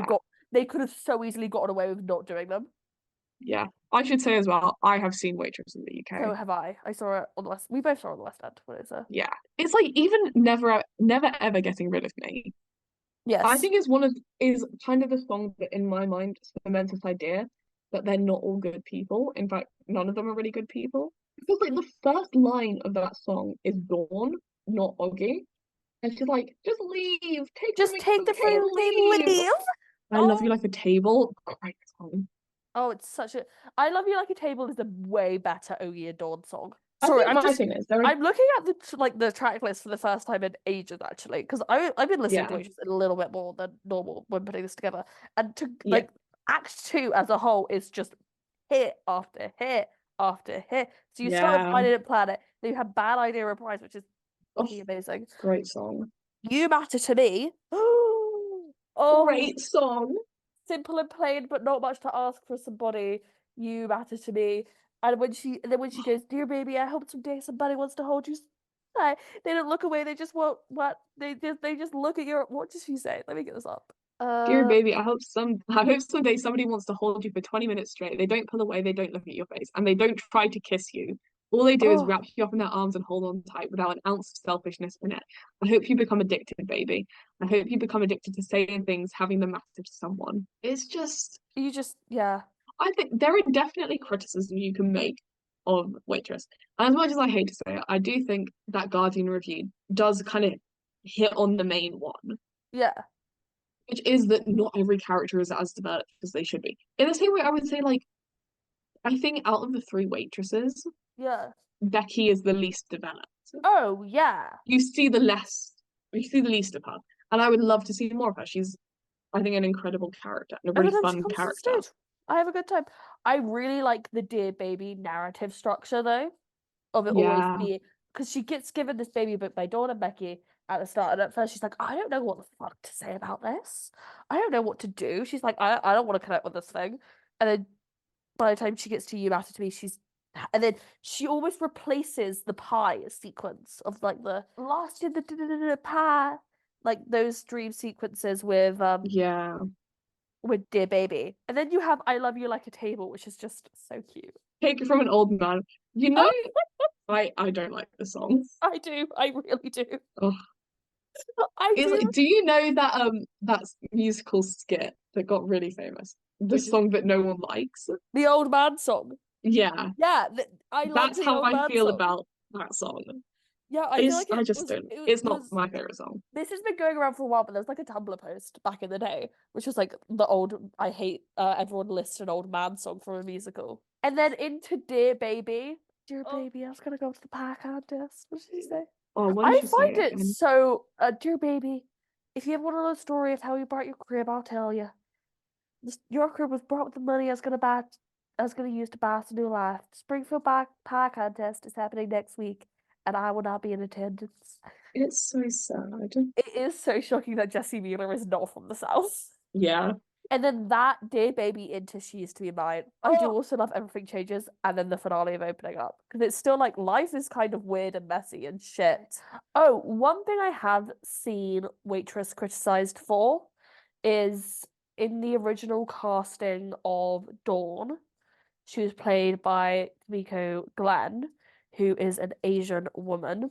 And since then, they haven't really kept up with that casting of casting her as an Asian woman, which people have I been think expressing their disappointment at. there's things you can say, which is like ultimately the character of Dawn Yeah. is not an inherently like is not a character that's inherently an Asian woman. It's not No. an intrinsic part of her storyline in the No. way that other characters are. Not necessarily in I Waitress, but in other shows. It's no, just one it's of those been things when you set a deleted. precedent like that, The TikTok. I saw a woman talking about this. Cannot find it. it's just when you set a precedent like that. Because Yes. it's one thing to try and like argue like, oh no, we do have colorblind casting because look, our first ever Dawn was an Asian woman. Yes. And then to just never follow through on that again. Yes. And not even in the sense of I might be wrong in this. Yeah. It's not like Dawn has been played by then just a ton of different women of color. No. It's like predominant. We'll get into it because Waitress is very known for their stunt casting, and so we'll get into I'm it because gonna I've got a look. list. Cast I, of dude, characters. I've got a list for Dawn. The stunt cast for Dawn, Jenna Ushkowitz, who is Korean, Colleen Ballinger, and Katie Lowes. The last two are white women. I think I don't want to be the one to say for definite, and obviously this isn't Yeah, definite, this isn't. but This like isn't. I literally Like, just I'm not going to looked. start making comments about being like, this character should always be played by a woman of color. Because ultimately, I think having seen it, and I haven't seen it in a while or listened to it in depth in a while, Yeah. but no character sticks out in my mind as being written to be a specific race. No, no, no, no, no. And there's obviously, it's like when we saw in Newsies, and we were like, Yes. obviously, Jack Kelly is not written to be a white man or a black man. Yeah. You can kind of tell he's meant to be a white man because, it's 2012 Disney. And early, like 1990s Disney Yeah. when it was first written, Yeah. Yeah. but the Yeah. musical 2012 Disney. The way the story works out when they had Michael Homer Lindsay Michael playing Homer him, Lindsay, yeah. who was incredible. I cannot wait to see. I need to see him again. Shout out. We're gonna enter the cabaret lottery like it's our job. We're gonna go and see Cabaret just because he's in it. Yeah. Cara Um, Delevingne will be an added bonus, actually. It should be yeah, the other way around, but we're like, nope. no. Michael Homer Um, Lindsay. but this way the story works out is it makes not necessarily more sense, but you The can make added, more connections. yeah, the added implication is interesting. Like, for example, there's this bit that goes on, it's kind of said in the background a lot, Yeah. but the reason that Jack Kelly was first in the Yeah. refuge was because he was stealing, but he always says I was not stealing. It's Yeah. one thing when Jeremy Jordan is saying that, and it's another thing to have a black man say it, Yeah. you know. And the story doesn't change, it doesn't become more realistic in any way, Yeah. Yeah. Yeah. but you can make more connections there. I think you could definitely say the same thing about Waitress. If you had Jenna played by a black woman, And they did that. They did one during one of their stunt yeah, casts. when that happens, you Um, can make more connections in the story. You can say, like, this isn't just a story about white feminism at this point. It's clearly yes. like somewhat intersectional Yeah. Yeah. Yeah. if Yeah. the Yeah. story translates that well. But yeah, Yeah. I don't think I should. With No, all of that being said, I don't think I can be the one to be like, I am not the ultimate you know, authority on this. I have heard two Asian women talking about this on TikTok recently. Unfortunately, I cannot find the video, but I know for a fact that one of them, their name is Grace Aki. And I just looked up their TikTok to see if I could find it because I swear I had it liked and I swear I had it saved. It's not findable, but oof, you should check out her stuff. She's quite funny. Um, yeah. I that's know. I do really like Waitress. I do. I like And it. it's the same thing with every musical where I could criticize it, probably. I just don't really want to right now because I really like the show. There is a critical lens to have about Waitress, but like it's good, it's fun, it's fun, it's funny, but also it can make you cry. When I saw it, I didn't cry, but I really do like the score, and it's very impressive for Sara Bareilles' first musical theatre score. Yeah, like when you were saying that she'd never done musical theatre schools before, I was like, there's no way that's true. And for I her think you could to tell that she was into it, like when you were saying that she had auditioned for Cinderella, mm, but it went to Jessie Mueller. mm, I was like, that makes sense. Like she clearly has an understanding of musical theatre. She's just never like actually written it. I think In like this, not in to hype myself up. It's the yeah, kind of thing of if I had used like proper musical training, yeah. I feel like I could write a pretty solid musical just because I understand what I think makes a musical good very well. Yeah, and I mean in a lot of interviews that Sarah Brown was doing around the time, she would like list about five different musicals. So one that would Yeah. come up a lot would be Into the Woods, it would be Miss Saigon, it would be Phantom. She Oh, can like off the top of her head like list you five musicals that were influential to her growing up. So it's so good. There's also kind of a fresh sound. Because I mean, you can definitely hear a lot of the contemporary Broadway sound in Waitress, but you also can't. I think another thing is you can hear all of that, but also Waitress was at the beginning end of it. Yes, yes, So it's yes. more so you can hear Waitress in contemporary musicals. I don't know if this is the best example because they were kind of being worked on around the same time. Yeah. I guess that kind of does prove my point as well. I would say that Waitress and Six sound Interesting. similar. I can see, Interesting. and part of that is because Six is based off like pop music, Yeah. Yeah, so they probably were listening to some Sarah Bareilles. and so I think you look at those and then like Bake Off, Yeah, that we kind of contemporary pop, and it's all about baking. there's no way we'd have Wait Bake Off the musical without Waitress the musical. Okay, hear me out though. Somewhere in the Dome to We What's once talked Inside, about this. there's a We link. once talked about this. There's a pipeline there. Yeah. Give us a couple months, we'll get on it. We once talked about this. We were like, let's have. I think we were back on our making fun of Laura Osnes shit again, Oh yeah. as we often are. Yeah. And we said, let's tell Laura Osnes she's in a production of Waitress, so she does the southern accent, but actually she's in a production of Bake Off. So good. We're doing this new and improved production of Waitress. We've Yeah, changed up the songs a bit, it's we a we've listened to the criticisms. yeah We're doing a new production of Waitress. yeah We've written this song to replace What's Inside. It's called Somewhere in the Dough. yeah, or even what baking can do. I would replace Yeah, with Somewhere in the Dough. I love what baking can do so much. that's true. Yeah. That's probably better than What's Inside. What's Inside is kind of too short. What's Inside's like a good like opening number. Yeah. Yeah. What's Inside's like a overture in my mind though. Yeah. It's You like know. not an overture at all, but in my No, but mind you it know is. what I mean when I say that. I think that's everything. That's everything. Yeah. I like the show. I We think it's vibe, good. we groove. I like how funny it is, whilst never losing the seriousness of it. Yeah. I like Uh this is such a niche thing to actually no, it's not. It's a like ongoing joke that Becky makes yeah. about her tits.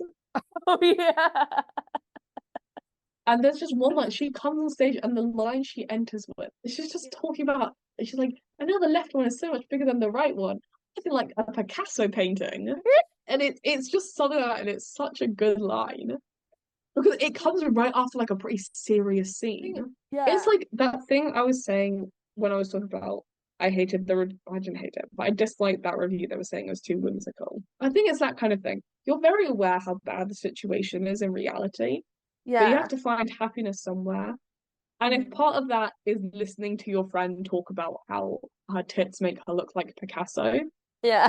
because they're so dramatically uneven, Yeah. that's funny. You That is find happiness objectively somewhere. funny. Yeah, yeah, Yeah. yeah, yeah. I want to say the one thing, I don't think we've talked about it yet. Baking the pies in the lobby, genius We idea. are going to talk about it. We are going to talk about it. I've got a little I thing. bought a banoffee pie when I went. I got an apple crumble because I don't like banoffee. I love banoffee. So at the Tony Awards, it would be nominated for four awards, including Best Musical, Best Original Score for Sara Bareilles, Best Performance by a Leading Actress by an actress in a leading role for a musical for Jessie Miller, and Best Performance by an actor in a featured role for Christopher Fitzgerald. It would not win any due to a little show called Hamilton. Never heard of it. Don't know what it I is. I might have heard of it in passing, but nothing significant. You know, our most streamed episode definitely isn't about Absolutely not. Hamilton. I would No, never no, no, talk no. about it like that. Did not dedicate years of my life to listening to it and thinking it was the greatest thing ever. Absolutely not. Not us. I do think it's sad that it didn't win Yeah. anything. It's again one of those things where the Hamilton suite was unprecedented. If it weren't the Hamilton year, Waitress would have won.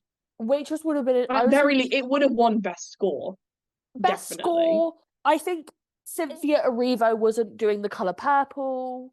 Jessie Miller would have been in with a chance, but Cynthia Erivo was doing fucking Color Purple. So If so much didn't have to go to Hamilton because it deserved it so yes, much. It's like I yeah, would say best musical had to go to Hamilton, yeah, 100%, undeniably. But I would undeniably. say, I think what else was that year? Excluding my Um, personal thoughts. no, I was about to say you can't start talking about Time of Elastic. Yeah.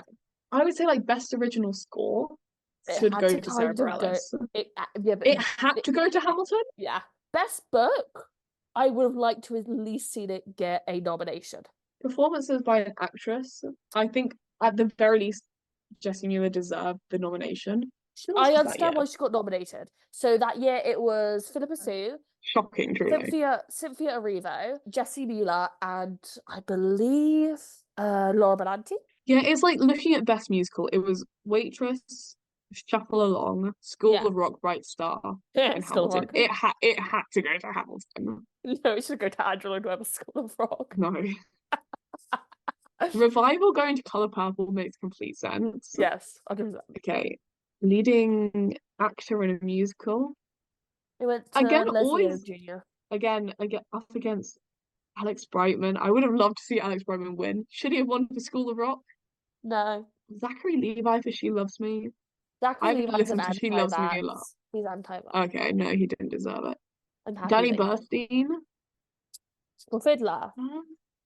Yeah, I probably will go see Fiddler this summer at open air. yeah. I feel like I should. It to this day does shock me that Lynn didn't win. Like I understand entirely why Leslie Odom Jr. won, Yeah, I was but about to it is say. shocking to me that somehow they like This was he the wrote year the we were. damn This musical. was the year we were I all think up it's because inside Lynn's arse. yeah. But to be fair, like every other award that Hamilton won essentially did go to Lynn. Yeah, exactly. Did it win Best Book? Best book. Hold on, I'm going through them one by one. Okay. Leading actress, I get why it went to Cynthia Erivo. Her Deserved. performance of I'm Here is groundbreaking. Yeah. Featured actor in a musical Daveed Diggs makes sense. Renee Lee There were Scott. three nominations for Hamilton for Best Featured Actor. It was Daveed Diggs, Jonathan Groff, and Christopher Jackson. I think we all lost our goddamned minds. Like statistically, one of them was gonna win. And then it was Brandon Victor Dixon for Shuffle Along Yeah. and Christopher Fitzgerald for Waitress. Yeah, that makes sense. Featured actress went to Renee Elise Goldberg. Makes sense. Again, Angelica Schuyler, very good at it. They didn't get any noms for featured actress Waitress. No, I would have liked to have seen Dawn Miko Gland. Yeah, Jane Krakowski got a nom. She's But very She good at Loves She Me. Loves Me. She's Yeah, very good at Renee Elise Goldsberry deserved it. Yeah, 100%. Hamilton did win Best Book. I would like to at least see her get a nom for Best Book. What else is nomination for Best Book that year? Bright Star, School of Rock, and Shuffle Along. Don't give it to the Andrew Lloyd Webber, give it to the Sara Bareilles. Best Original Score was it went to Hamilton, but the nominations were Bright Star, School of Rock, and Waitress. Makes sense. Anyway, let's talk about something that's also very emblematic of the times. Hillary Clinton! Oh God. The all-female aspect of the show intrigued Hillary Clinton. Obviously, she fucking loves this shit. Honestly, the success of the Hamilton Obama collapse, Yeah, we makes were sense. bound to get something. Makes sense. Trump was not going to go and see a show. Trump was what would Trump, we already discussed this. Trump would probably go see Phantom of the Opera. Despite the fact that But Andy listen, has beef okay, with Trump. Andy does actually have beef with Trump. Team yeah. like documented beef. But Well, okay, but for Trump that does year, the love stuff that was Phantom. not, yeah, but like, it's not hard. Most people love Phantom. We like Phantom. We like Phantom. Anyway, continue. It's okay, but for that year, Yeah. like if you, it's like the election year, you know, you want to show that, you know, you because Obama had some great success with the arts, Yeah. you know, with Hamilton. Yeah, What so show are you going to see? He couldn't Hillary see Hamilton because that was no, already taken by by Obama. Obama. The Democrats had Hillary, taken Hamilton from him. Hillary was dead set for Waitress. It fit her campaign Oh, perfectly. 100%. What was Trump gonna go see? What was Trump gonna go see? That's a really good Spring question. Awakening? No, it would confuse him. He wouldn't get the I'm artistic really message. thinking. She loves me? But also, I'm gonna say we're skipping out on like plays, but The Crucible had been revived that year. He would go see the Crucible. Didn't he accuse people of witchcraft at one point, Trump? Yeah, probably. I want to also acknowledge we probably shouldn't be, you know, making fun of Trump. He's about to run again. Yeah, Don't vote for him. so Hillary Clinton would get involved in the show and give away tickets as part of her ceiling breaker campaign. And then she would see the show on the 9th of June 2017. While finding links to this, I found the most 2017 article. Hillary Clinton, theatre fan, got her 5th standing ovation of 2017 at Warpaint. What a time to be alive. They would also change the costumes to pink for breast cancer awareness to raise money for breast cancer research, obviously, and they would do the same on the West End. So, like every October, I believe it is. The waitress uniforms would be turned pink, which I thought was a nice touch. It is just a great show for stuff like that. It can do very basic level feminism. Yeah. But in a pretty meaningful way. Yeah, because they like, you know how sometimes at shows they just have like buckets for you to donate. They'd just donate for that. Yeah. And they'd obviously have like and people would be like, oh, why is it pink? Breast cancer awareness. Yeah. Pay your money. I guess as well, because the thing is like the program is pretty obviously blue. Yeah, so it's a noticeable change. Yeah. So pies in the lobby. The Weissers got an idea from early development of using edible pies instead of props on stage. And they actually hired someone to bake all of the pies and she was with the show for many, many years. I only have her last name written down. Donnelly? Let me get up her first name quickly. But she would make 27 pies for the show. Jesus. Yeah, she bakes 32 pies per week, 27 custom flavors, sit on the cases on set, and 5 pies are served to the actors on stage. Blueberry bacon and battered my eggs pie. Only one actor eats the confection. And there is an additional pie that is made in the lobby so the theatre smells like pie. So, Stacey Stacey Donnelly. and yeah, it's a big old confection oven that they built in this theatre. The pies in the display cases are real, but I don't think they're edible Yeah. because their stuff like whipped cream is not actually held up right. With crust pies, there's way more egg wash, so it looks really shiny and doesn't cook for as Yeah. long as it needs to be able to hold up and not crack on stage whilst being transported. Have you seen the thing with Sweeney Todd? I don't know if it's the actual Broadway production, but it's in like smaller productions. The They did pies are always horrific. an off-Broadway production where you could eat a meat pie while watching Sweeney Todd. I I want to say it's the Broadway one. I remember someone talking about it. there's One, I don't even remember what song it is now. yeah, He sings, I think it is like Sweeney Todd himself, sings after taking a bite of pie, yeah. Well, it was and the yeah. pie was just so crumbly that he couldn't do it. Oh my God. I think it might have been. Because they're like not good pies in Sweeney Yeah. Todd. They weren't at the waitress level. No, they didn't have a confection oven in the lobby. In 2017, they would release a cookbook to tie in with the musical. This was the era where every single Broadway show is coming out with a book for some fucking reason. Yeah, Hamilton looking at you. While making the book, they had like the whole gimmick of Jenna writing the book, when actually it was a collaboration between two women named Pam Corcris and Sherry Castle. Waitress did some stunt casts in their time. back on the stunt cast thing. I saw this thing today. It was either a tweet or a TikTok. Okay. It was this guy, and he was like Aaron Tveit Yes. being cast. What's he in Sweeney Todd right now? He's in Aaron Defate's in Sweeney Todd. Yes, yes, yes. Yeah, I was right. They were like Aaron Tveit and Sutton Foster in Sweeney Todd is not stunt casting. It's star casting. Same thing. There's not a difference. Same Stunt fucking. casting doesn't inherently mean that they're bad. Yeah. It just means they're famous. We're going to talk about some good stunt casting right now. So, the first It's stunt. like I'm still on the Joe Locke thing. Oh, okay. He Okay. is like We're back to Joe objectively a Locke. stunt cast. He's still good in the role.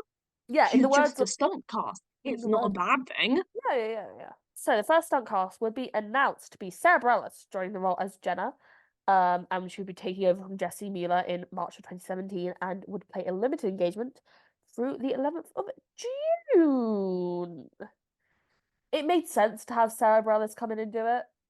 Yeah, I feel like I remember this just from the time, but a lot of the press were always asking her, "When are you gonna do it? When are you gonna do it? When are you gonna do it? When are you gonna do it?" So it made sense. But I think the issue Waitress found themselves in, which was once they had a stunt cast in, it's quite hard to go back to not stunt casting. yeah. I saw Catherine McPhee. I have thoughts on her. I used to think she was cool because I just watched Smash, and then I grew up. And also she's a Republican. So, as Jenna, they would have Catherine McPhee, Nicolette Robinson, Shoshana Bean, and Jordan Sparks. Also, just as like Jenna, they would also have Stephanie Torrance, Betsy Wolfe, and Alison Luft. I was really quite complacent about whether or not to put Shoshana Bean as a stunt cast, but then this was when like being around at the time kicked in for me. Her face was on all the Yeah, marketing. It was Shoshana Bean in Waitress. So I was like, oh, she's a stunt cast. yeah, That's when it went going back to the debate of, yes, she's a musical theatre girlie, but she was also marketed as a stunt cast. yeah. For Dr. Pomatter, they would have Jason Mraz, originally on What's Inside Songs from Waitress on Bad Idea and You Matter to Me. Our boy Jeremy. That guy. Oh, man. He did it with Shoshana Bean, which is how they were able to pass them both off as stunt casts. Yeah. It's like if you Oh my stack them God, I together. think. Sorry. And then they'd have Joey McIntyre, who was in like New Kids on the Block for Dawn. They would have Gemma Ushkowitz. Again, I was like, is Jenna Ushkowitz a stunt cast? And then I was like, she's on Glee. Yes. She's on Glee. fucking stunt cast. Colleen Ballinger, not aged well. Not aged well, but definitely a stunt cast for the time. Yep. And Katie Lowes, who was on Suits, and she did it with her husband, who was Ogie, and his name is Adam Shapiro. So as Ogie, they would have Adam Shapiro, Eddie Jamieson, who played the same role in the 2017 film, and not 2017, in the 2007 film version. And alongside Colleen Ballinger, they would also have another fucking jump scare. Todrick Hall. Okay, am I making this up? Was Joe Sugg in Waitress? Yes, he was in it in the West End. Okay, yeah, obviously.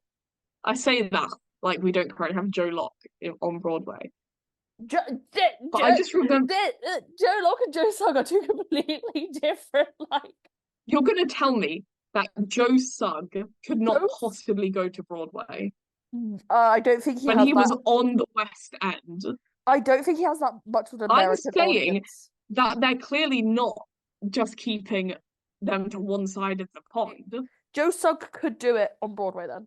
You know what? Fuck it. That's Fuck the it. only thing I'm saying. I'm saying it's not only British actors cast Yeah, in the West okay. End and Yeah, American yeah, yeah, on yeah. Broadway. I'm If saying Joe Locke, a very famous British actor, if is on Joe Broadway. Joe yeah. Sugg was on the West End. Yeah, if they could cast Todrick Hall and have that be a stunt cast, they could have got Joe Sugg to do it. Well, they did. They did, but on Broadway. For Joe, they would have Al Roker, the guy from the Today Show, and June Squibb, they would rename Joe to Josie. Yes. I don't hate it. Nope. It would announce its closing in July 2019 to the 5th of January 2020. However, before that, Sara Bareilles would release an album full of cut songs from Waitress, sung by her and with Jeremy Jordan singing Without a Believer. Fucking love that song. That Do you song's remember when slaps. Jeremy Jordan sang She Used to Be Mine? Yeah, the miscast thing. West End. It announces West End run in 2018, with the date being set for 2019 at the Adelphi Theatre. It would be the first West End show to have an all-female team. It would announce that it would be announced that Catherine McPhee would be playing Jenna. It's kind of a strange choice looking back, because she's not known in the UK. So she's known for two things: Smash, which no one watched, just no one watched Smash. The ratings were Except you. horrific. Yeah, apart from me. And the other thing she's known for is American Idol. Oh, and she was also in House Bunny, but that was like a bit role. I do like the film House Bunny. She's become a successful recorder Let's pull up and in the Catherine CBS TV drama Scorpion. Catherine McPhee. No, but they were advertising it as Smash and American Idol's Catherine McPhee. I have a newspaper clipping at home. I do think Jack McBrayer would join the cast, and he's from 30 Rock. I think he's probably more well known than Catherine McPhee. I just don't think Catherine McPhee's that well known across the board, TBH. It would be nominated for 2 Olivier Awards in 2020. The Olivier Awards did happen in 2020, but they just happened in a very reduced capacity, being Best New Music, and it would be nominated for Best New Musical and Best Score or Orchestration. It would lose both of them to Dear Evan Hansen. Objectively, Waitress is a much better score. And I'm not just saying that because I fucking hate Dear Evan Hansen. In the West End, it would also engage in stunt casting. Lucy Jones would replace Catherine McPhee as Jenna, with playbills saying, like, having this weird section. Savvy Waitress fans may have spotted Jones in promotional materials for the show featuring the singer in Jenna's signature uniform began to pop up around New York City in February. No announcement was made regarding her casting. Advertisements did not mention Jones by names. She was spotted around with Waitress composer at shows around the city, and they also cast former Pussycat Dolls member Ashley Roberts. And then they would have Joe Sugg play Ogie. Yeah, so it would originally set its closing date for the 4th of July 2020, but due to the pandemic, it would close when the lockdown hit. And at this point, I thought I had it written down, they would have Sara Bareilles and Gavin Creel in for the roles, which it kind of made sense to have Catherine, not Catherine McPhee, I'm sorry, just been thinking about Smash too much. Sara Bareilles come and do Jenna for a bit. Like, she'd done it on Broadway. It makes sense for her to do it on the West End. So it would return to Broadway when it was announced on the 5th of May 2021. It was announced that Broadway could return to maximum capacity on the 14th of September in a Wall Street Journal article. Barry Weissler, would say that Waitress would be coming back for a limited run with Sara Bareilles set to return to the show. Oh yeah, it was also interesting that it said Broadway wouldn't fully recover until 2024. That's kind of fair. Yeah, and now Yeah, okay, May 2021, it's announced. yes, Broadway doesn't We come back just come until out of a second lockdown. yeah. And to be fair, COVID cases are on the rise right now. And I was thinking about it, I was like, I don't know what normal would look like on Broadway again. I'm guessing, to be fair, we are kind of there. Like full capacity, no purpose for the empty seats, no Yeah, required masks. yeah, but I yeah, think it's just not normal because obviously it's a different normal now. yeah, and I also think what they're talking about is the fact that people from the suburbs, so people from New Jersey, from I don't know, Connecticut, those places that can easily get to New York City to see a show, they aren't coming into the city to see shows anymore. Mm. And maybe it's that consumer shift that they're talking about not recovering. Yeah, I guess like yeah, because they said I think that's fair. Like some people, a lot of people to be fair, are to an extent like still avoiding large crowds, and that's all New York City is. Ethel Barrymore Theatre this time. Sara Bareilles would come back and do Jenna, however, for a period of time. Um, However, it would close earlier than planned due to a rise in COVID cases. At the time, it would star Clara Renee and Joshua Henry. I'm gonna go look for a Joshua Henry bootleg. Never watched a bootleg in my life, but I'm gonna go look for a Joshua Henry bootleg of him doing Waitress in a moment. During this time, a pro shot would be filmed over a week of performances, with Sara Bareilles as Jenna. Nothing will be known about the pro shot until 2023. Uh, with it playing the Tribeca Film Festival. It also play on a screen in Times Square. I was a bit like, how the fuck did that work? So there was like a seating area. You could like line up and like go in, and then you download an app and the audio would sync to the screen on there, and that's how you watch it. Mm. Because I was a bit confused for a second. I was like, you can't watch something in Times Square. On the 7th of December, would go to the cinemas, and it is now available for streaming worldwide. I still haven't watched it. No, no, right, to be honest. I like Waitress will probably have a revival in my lifetime of some kind. I don't think in the UK, but probably on Broadway. I think I'll revive in the UK. Yeah, but I've always got the sense that it will come back at some point. Very excited for Sara Bareilles' next musical. It's in the works. It's good. I like it. I think we've said everything we can. I think we've got it. So next week we are doing Spring Awakening. Been in a heated battle this week about Spring Awakening, but I'm right. I'll explain it next week. Stay tuned for that. Yeah, follow us on social medias: Instagram, TikTok, Twitter. Leave us a review. But yeah, join us next week for then. Bye bye. Bye.